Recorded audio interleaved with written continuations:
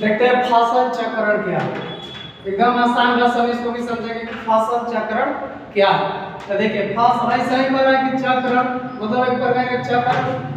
तो ये जो होता है जैसे आपका ये भूखंड हो गया, मान लीजिए जमीन क्या क्या हो गया, टुकड़ा हो गया या खेत हो गया, एक ही भूखंड पर इसमें क्या होता है फसल चक्रण। एक ही भूखंड पर फसलों को बदल बदल कर, एक ही भूखंड पर फसलों को बदल बदल के रोपने की प्रक्रिया यानी प्रणाली को क्या कहा जाता है, फसल चक्रण कहा जाता है। इसमें क्या होता है कि जैसे मान लीजिए हर एक बार हम एक ही बार फसल को बार बार रोपते हैं तो उससे खेत की जो उर्वरा शक्ति क्या हो जाती है, समाप्त हो जाती है। जैसे मान लीजिए कि हम लोग एक खाना खाते हैं तो रोज मान लीजिए दाल भात चोखा, दाल भात चोखा, दाल भात चोखा।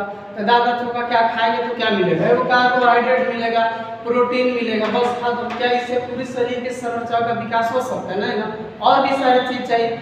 उसी तरह भूमि में होता है। भूमि में अगर एक ही भूमि पर बार बार एक ही फसल को उगा रहे हैं, एक ही फसल को उगा रहे हैं तो उससे क्या होता है, इसकी उर्वरा शक्ति जो होती है, उर्वरा शक्ति क्या हो जाती है, समाप्त हो जाती है। भूमि जो होता है बंजर के रूप में बदलने लगता है। धीरे धीरे जो होता है इसमें ह्यूमस समाप्त होने लगता है।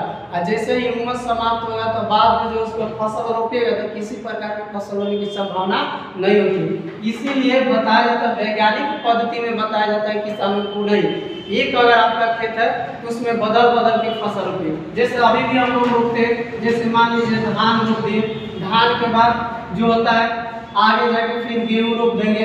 उसी खेत में कभी कभी चना रोप दीजिए, ठीक है। उसी खेत में कभी कभी मसूर रोप दीजिए, उसी खेत में कभी मक्का रोप दीजिए, ठीक है, और मक्का रोप दीजिए।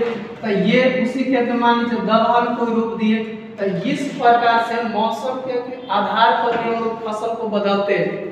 क्योंकि मान लीजिए पानी बरसात के दिन में हो, जैसे जून जुलाई में ले जाकर गेहूं रोप देंगे तो होगा नहीं होगा, ठीक है।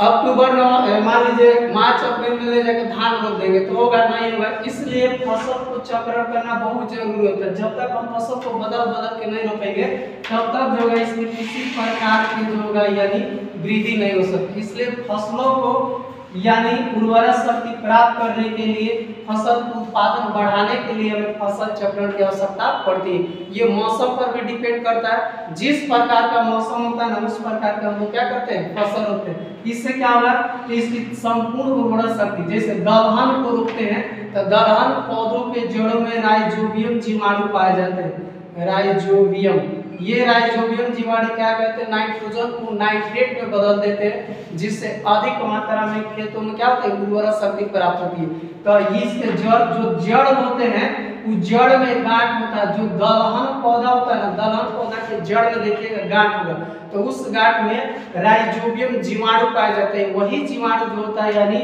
नाइट्रोजन स्थिरीकरण का कार्य करते हैं, जिससे हमारा फसल क्या होगा और अधिक उत्पादन करेगा।